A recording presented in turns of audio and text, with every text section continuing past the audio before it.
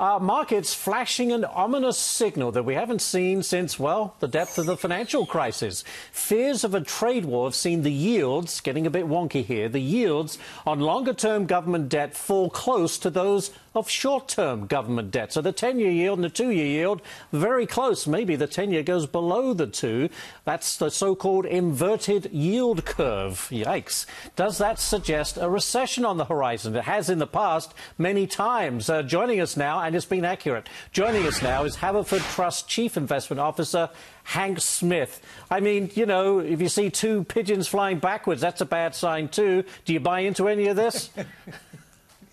Well, yeah, it is one of certainly one of the key indicators, recession indicators. But just if it does invert, it doesn't mean a recession is imminent. Usually there's a 1.5 to 2 year lag period. Plus, there are other indicators to pay attention to as well, such as confidence, which remains elevated, and employment trends, which certainly aren't indicating any recessionary warnings at all. So I think the chances of a recession occurring over the next year out to maybe a 1.5 years are still a very low probability event.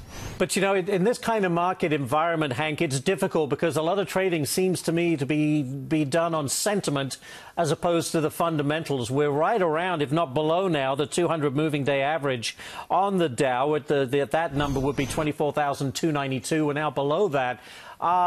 Based on jitters with trade tariffs, war with China and so on.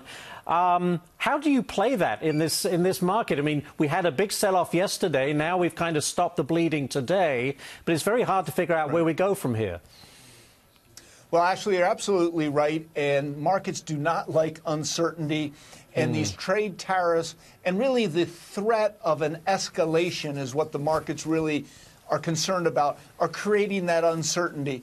But with regards to volatility, we're really at normal levels. Last year, we were so spoiled with no volatility, and we almost forgot what a 10% correction is like because we hadn't had one for 2 years. And we've had a couple this year. It's really quite normal behavior. And I think investors should take confidence that the fundamentals remain very strong. The economic backdrop is improving. We're going to have a 4% handle in second quarter GDP, most likely, and corporate profits are double digits. So valuations are getting increasingly more attractive in this environment, and I think we should take advantage of these dips and buy. Which has been the case throughout the... Yeah. Right. Well, sorry to interrupt, but Hank, I thought that's what was happening today. You know, we were up 130 points. I thought, OK, people are jumping back in. These stocks haven't lost anything tangible overnight.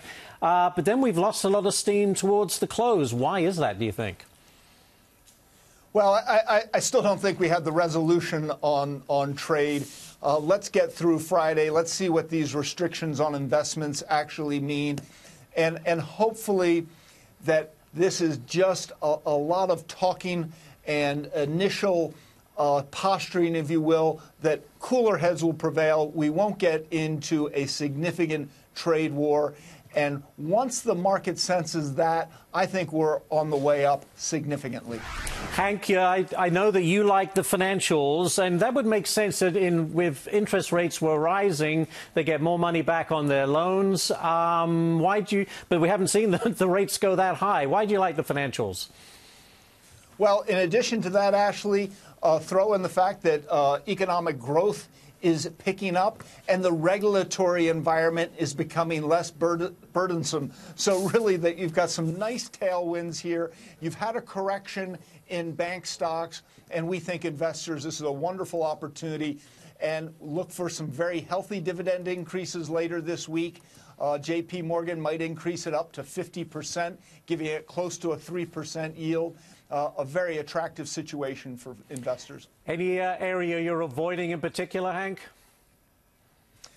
The pure yield-sensitive areas, utilities, telecommunications, the REITs.